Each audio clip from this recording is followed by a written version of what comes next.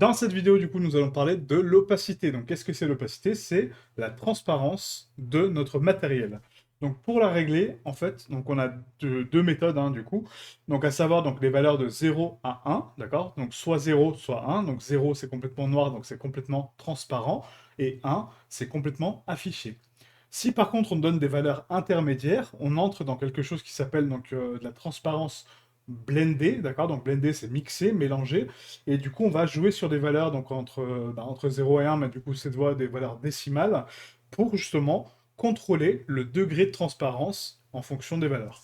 Donc pour vous montrer ça, on va regarder ça sur Blender, donc directement dans notre dossier de travail, hein. Donc là on peut récupérer celui qu'on a fait, où on a fait la plante, parce que du coup on va l'utiliser, hein, donc voilà, si vous l'avez déjà, tant mieux, sinon vous le refaites, hein, vous regardez la vidéo précédente pour le refaire. Donc là, sur notre dossier, donc on avait connecté donc la subsurface, etc.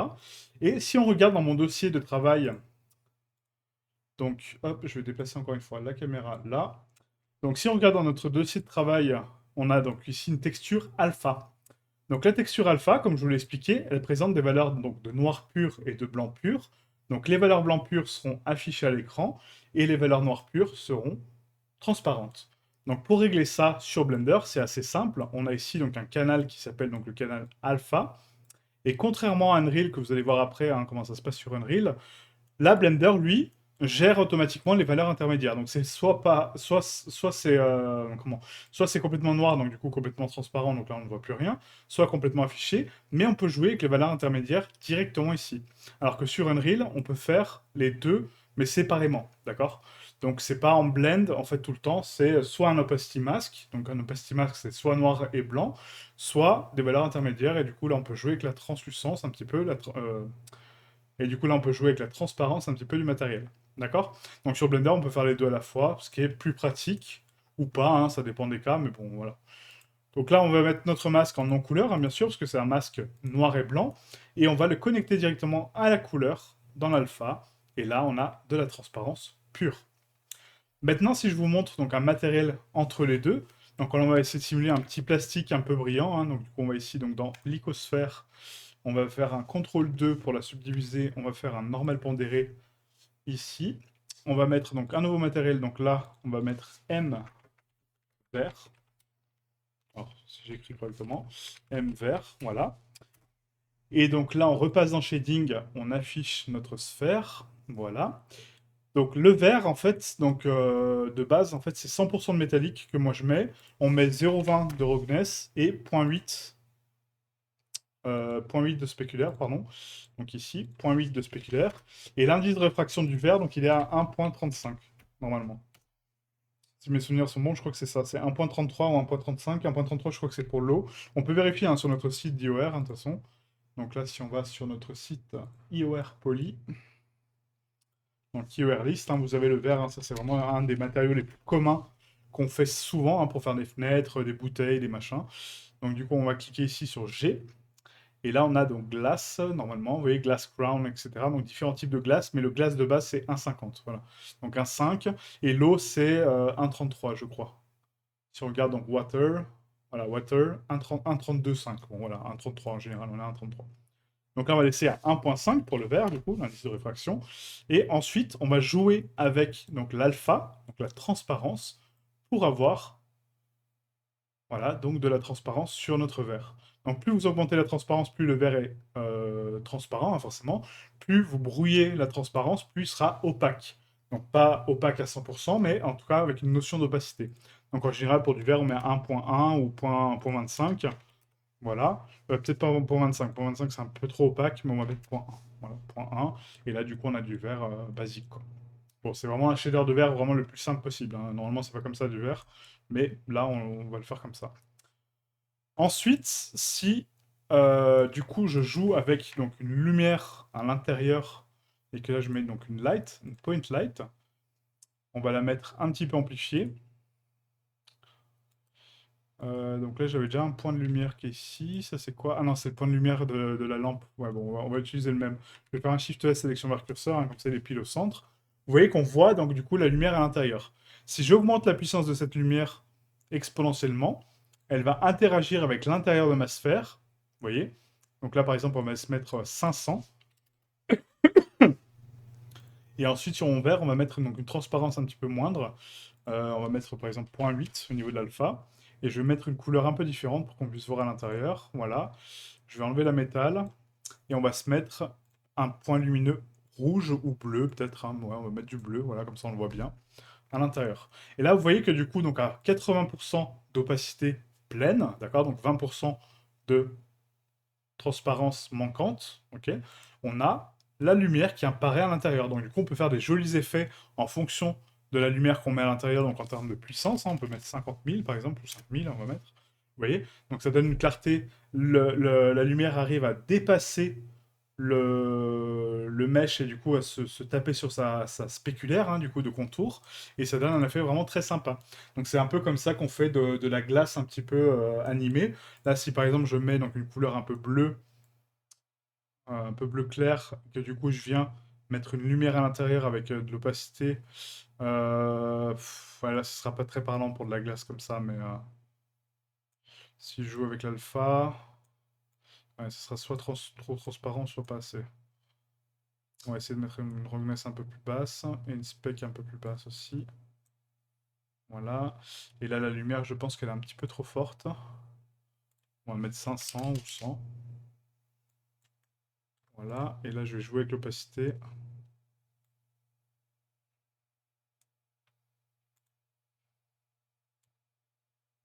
Voilà. Et après, je peux appliquer donc un Fresnel sur l'opacité. Donc le nœud de Fresnel, rappelez-vous, on l'a vu hein, ensemble. Hein. Donc si je tape donc ici Fresnel, donc en input, je peux mettre le Fresnel dans l'alpha. Et ce qu'il va faire, le Fresnel, c'est que du coup, il va me donner donc la transparence sur le centre, hein, puisque du coup, c'est la valeur la plus sombre, et quelque chose de beaucoup plus moins opaque, hein, du coup, sur les contours. Donc là, je peux contrôler, vous voyez, mon opacité avec un Fresnel, donc au niveau du contour de ma sphère, et du coup, donner un effet vraiment sympa. Je peux aussi inverser ce Fresnel pour uniquement avoir le côté opacité dedans et du coup avoir le côté contour moins dense. Vous voyez? Donc ça permet vraiment de créer des effets très très sympas. On peut vraiment aller très très loin avec, avec ce genre de méthode parce qu'après je peux mettre de l'émissive aussi ici. Donc là de l'émissive hein, du coup. Et si je mets de l'émissive, pareil donc en bleu foncé, toujours en Fresnel hein, du coup. Donc je vais garder un Fresnel neutre cette fois-ci. Voilà au niveau de la force. Hop. L'indice de réfraction, on va le mettre à 1,2 par exemple. Et là, je vais mettre un max, voilà, un mix, pas un mix, excusez-moi. Je vais mettre un mat. On confond toujours avec, avec Unreal. Un mat, voilà, qu'on connecte ici. Je peux multiplier donc ma valeur de puissance, vous voyez, pour donner du glow. Et après, je réduis ici mon écart pour donner par exemple juste une toute petite bordure sur le contour. Si on le met à 1,02, voilà, ça donne juste une petite auréole. Et là, vous voyez, donc j'ai créé vraiment un shader. Donc avec à l'intérieur, on a un sentiment qu'il y a une sphère coincée dans une espèce de boule bleue hein, de lumière. Et du coup, ça me permet de créer vraiment des effets très sympas. Donc l'alpha, on joue beaucoup avec dans les effets spéciaux, comme je viens de vous montrer, pour créer donc des effets avec les matériaux, avec les textures, pour créer voilà, des choses aléatoires.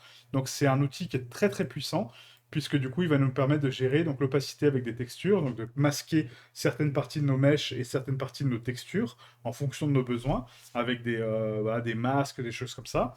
Et là je vais vous montrer donc une autre utilité de l'alpha. Supposons que là j'ai mon matériel donc un petit peu glow, etc.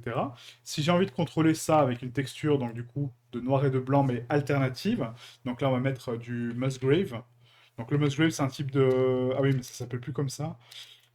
Si je mets texture, ils ont changé en fait la texture il n'y a pas longtemps, donc on va mettre noise texture, voilà.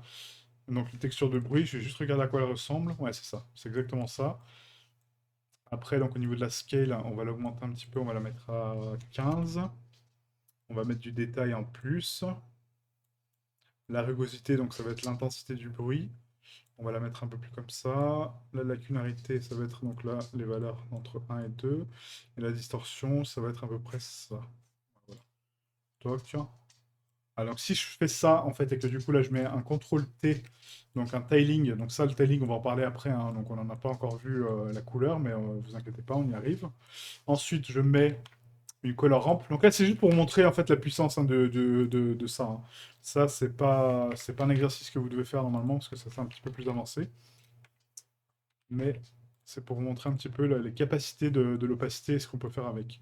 Voilà, donc là, je vais tronquer les valeurs, vous voyez, pour avoir donc des valeurs bien blanches et intermédiaires, hein, du coup, donc dans le gris, et des valeurs bien noires, bien sûr. Donc là, on va tronquer à peu près comme ça, voilà. Et si je connecte maintenant ce masque-là dans l'alpha, vous voyez que du coup, ma sphère est complètement opaque sur les zones blanches, d'accord, donc complètement visible, à 100% transparente dans les zones noires et à demi-transparente sur les zones grises, du coup. Et en fonction de ça, de ce slider-là, du coup, je peux contrôler, vous voyez, l'impact que ça a sur mon Fresnel donc global, hein, parce que du coup, là, ça joue sur l'alpha complet, et du coup, créer des zones d'érosion, par exemple. Et si j'ai pas envie que ça impacte le centre, encore une fois, je peux le mixer avec un Fresnel. Donc là, si je fais un mix, encore une fois, hein, donc on va mettre un multiply, tout simplement. Tac. Ouais, bah, je vais récupérer celui-là. Hein. Je vais récupérer ce Fresnel-là. CTRL-C, CTRL-V. Alors pourquoi il me le prend pas? CTRL-C, CTRL-V. Ok. Il me l'a fait deux fois du coup. Voilà, donc je connecte mon masque ici. Là, je regarde donc ce que ça me donne. Ça me donne donc du coup, vous voyez, une légère érosion en termes de contour. Donc là, je veux l'inverse, hein, du coup. Hein, je ne veux pas du coup avoir le Fresnel comme ça. Je veux l'inverse du Fresnel. Donc je vais l'inverser. Donc là, on va faire invert color. Hop, voilà. Là, j'ai l'inverse. Et ensuite, je vais régler ici mon indice de réfraction au niveau de la propagation pour dire bah, qu'il n'y a que le centre qui est impacté par mon effet, hein, un peu de spirale. Et là, je peux connecter ça à l'alpha. Et du coup, au lieu d'avoir mon contour érodé, bah, du coup, non, il est toujours neutre. Et là, je peux gérer ma valeur finale comme ça. Donc là, tout est transparent sauf le centre. Ouais, c'est ça. Donc, nickel. Voilà, et après le facteur, donc on peut jouer ici avec les valeurs ici hein, pour avoir plus d'opacité au centre ou pas, hein, du coup. Voilà, et on peut créer vraiment des effets très très sympas, quoi. Donc c'est comme ça qu'on joue avec les valeurs. Surtout, on va beaucoup jouer avec le canal d'opacité et avec les masques, hein, puisque ça c'est vraiment un contrôle absolu, notamment dans le système de particules. Donc ça c'est l'autre formation que je suis en train de préparer pour vous, où on va faire pas mal d'effets spéciaux. Et si vous comprenez pas le texturing pour les effets spéciaux, c'est très compliqué parce que c'est vraiment, on va dire, allez, un effet spécial au-delà du réglage des particules, c'est 80% de texturing et de matériaux. Donc si vous ne connaissez pas bien bah, les textures que je suis en train de vous apprendre, ou les masques, ou les choses comme ça va être très complexe pour la suite, quoi. Voilà. Donc du coup, on a vu la transparence et l'impact que ça a sur les textures. Là, pourquoi c'est bleu? Ah oui, parce que j'ai un point bleu plein milieu de la scène. Mais voilà. Donc là, on a notre plante. Maintenant, on va regarder ça donc, sur Unreal, comment ça fonctionne et comment l'activer. Donc, je vais vous montrer un petit peu donc, les deux méthodes de transparence sur Unreal et pourquoi c'est important de les connaître. Parce que justement, quand on va aborder donc, les effets spéciaux, on est très rarement en masque plein. Donc, le masque plein, rappelez-vous, c'est soit 0, soit 1. Il n'y a pas d'entre-deux. Ça, je vais vous le montrer. Ou soit on est sur des valeurs intermédiaires. Hop. Et donc là, on avait notre plan normalement avec la plante qui n'est plus là. Je sais pas pourquoi, j'ai pas sauvegardé. D'accord. Non, mais je l'ai supprimé. D'accord. Bon, bah, on va le recréer du coup. Donc on va faire un shapes plane. Vous, normalement, vous l'avez déjà. Hein. Et on va se mettre le matériel dessus directement. Tac. Voilà. Donc là, rappelez-vous, on avait réglé donc la translucence dessus, donc la subsurface. On avait réglé nos lumières et du coup, on était avec une lumière normalement à l'arrière hein, pour vraiment avoir ce côté translucence dessus. Donc là, si je regarde mon matériel, bon, pour l'instant, il est tiré puisqu'on n'a pas réglé encore les UV, c'est normal, mais on y viendra. Donc là, dans Texture Example, donc j'ai importé déjà normalement mon masque, vous voyez, donc ici un alpha. Il faut bien le régler sur non-couleur en masque. Du coup, ce n'est pas une grayscale, hein. Donc ce n'est pas des valeurs intermédiaires. Une grayscale, c'est une échelle de gris. Donc là, c'est un masque, noir ou blanc, point. Et ensuite, on bien régler ça sur linéaire et sRGB ici. Ok. Sur le shader, du coup, c'est assez simple. Hein. Donc, on va ouvrir notre shader, donc notre matériel. Donc, foliage, qui est ici. Hop, voilà. Chaque fois, il part à l'inverse. Et donc là, on a un canal donc d'opacity drive, rappelez-vous, pour contrôler donc, le degré de translucence, hein. Donc ça, c'est l'opacity drive, c'est justement là où on va régler les valeurs intermédiaires entre 0 et 1, d'accord? Et après, on a un onglet opacity mask. Donc c'est là où on va mettre un masque. Là, c'est que des valeurs de 0 ou 1, pas intermédiaires, hein, pas de 0,2, pas de 0,3, c'est soit 0, soit 1, et là, c'est des valeurs intermédiaires. Voilà, c'est ça qui diffère. Donc pour l'activer, il faut passer pas ici en opaque, mais en masque, d'accord? En masked, parce que du coup, j'ai besoin d'un masque, hein, donc il faut l'activer. Et là, je viens chercher mon masque dans texture, et je viens le raccorder dans mon opacity mask. Et là, du coup, mon fond disparaît. Je garde quand même mon paramètre de subsurface et tout ce que j'ai mis avec, hein. Donc j'applique, je sauvegarde. Et là, j'ai mon opacité sur ma plante, vous voyez? Et là, on voit bien, hein, du coup, la translucence, hein, du coup, on voit bien la lumière qui interagit sur le contour. Donc cette bordure-là, blanche, elle est due justement à la subsurface et à l'impact que ça a en termes de lumière, hein, vous voyez, donc c'est la propagation de la lumière. Si vous voulez tronquer cette bordure-là un petit peu, comment? Pas, ouais, pas disgracieuse, parce que c'est pas le mot, mais en gros, c'est vraiment qu'il faut baisser la valeur de subsurface, en gros, sur les contours. Voilà, tout simplement. Donc vous pouvez le mettre à la limite, coupler ce masque-là avec votre multiplat ici, hein, pour les mettre à 100%, pour vraiment les casser, si vous voulez pas avoir ce reflet. Moi, je trouve ça joli, hein, vraiment, parce que c'est là où la lumière éclaircit, mais ça peut donner un effet un petit peu cartoon, un peu découpé. Donc bon, c'est selon votre choix, d'accord? Mais moi, j'aime bien le garder. Voilà, ça donne juste un effet de 3D où la lumière va taper sur le mesh et du coup va l'éclaircir. Déjà que c'est un plan 2D, donc c'est pas bien joli. Donc si en plus on enlève ça, ça donne un peu moins de profondeur à la subsurface. Mais voilà, encore une fois, c'est un choix. Ok? Donc ça, c'est l'opacity mask. Donc maintenant, on va faire le même exercice que tout à l'heure, on a fait sur Blender. Donc là, je vais juste sauvegarder mon matériel et l'enregistrer. Et là, on va faire un shader de vert. Donc là, dans matériel, donc là, je vais supprimer ça parce que j'avais déjà fait des tests de mon côté. Donc on va se créer donc, un matériel, donc M-Glass, hein, comme on a fait sur Blender. Et le glace, en fait, il est un petit peu plus complexe sur Unreal que sur Blender. Ça n'a pas le même rendu, en tout cas. Donc ce plan-là, je peux le laisser de côté pour l'instant, on va le garder. Et là, on va se créer donc une sphère, tout simplement. Donc sphère, on va la scaler par 5. Voilà, et on va s'appliquer notre nouveau matériel dedans. Hop. Et là, on va le régler, ce matériel. Donc pour le matériel de glace, on va jouer sur notre métallique, comme je vous ai montré sur Blender. Donc 100% de métallique. On va mettre 0.2, 0.8 pardon, de spec et 0.2 de roughness. Voilà, donc là, on a une semi-brillance. Ensuite, donc au niveau de l'opacité, il me faut overdrive. Donc il me faut de la translucence, donc de la transparence volumétrique. Donc ici, translucence, hein. Donc c'est pas un masque, hein. Si on met masked, rappelez-vous, c'est que le masque. J'ai pas la translucence, d'accord, l'opacity overdrive. J'ai que le masque. Et c'est là que je veux vous montrer. Si je baisse à 0.8, rien ne change. Si je baisse à 0.5, rien ne change. 0.3, bah, ça devient complètement transparent parce que je me rapproche du zéro, donc voilà. Et point 2, bah voilà, toujours transparent, point 1, etc. Si je mets point 4, on est affiché quand même, mais je suis à 60% logiquement de transparence, mais lui, il comprend pas. Tant que c'est au-dessus d'un certain seuil, il comprend que c'est visible pleinement, donc on n'a pas de valeur intermédiaire. Vous voyez, je ne peux pas jouer sur ma transparence ici, sur l'opacité masque. C'est un masque.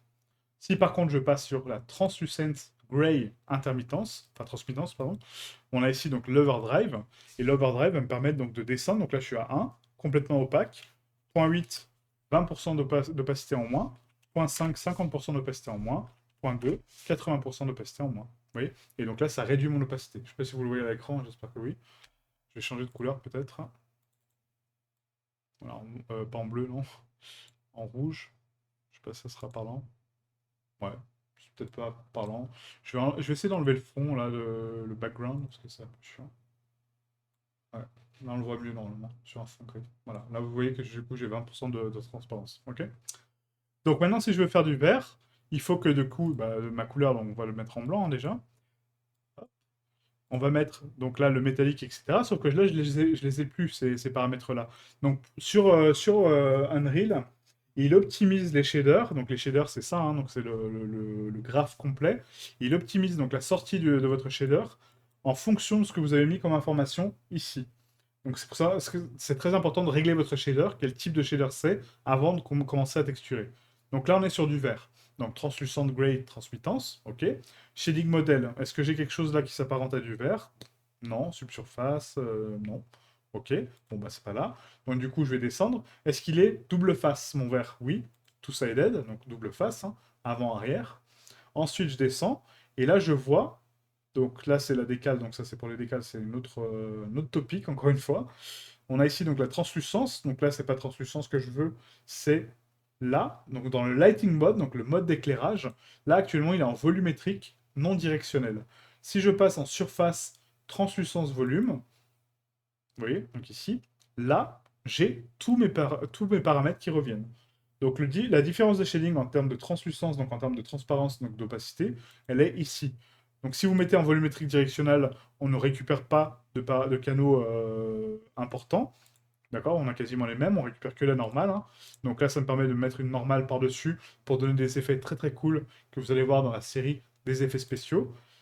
Là, c'est par vertex, donc c'est en fonction du mesh. Là, c'est en directionnel par vertex, donc par rapport au normal, encore une fois. Et ensuite, on a en translucence volume. Donc nous, c'est celui-là qu'on veut.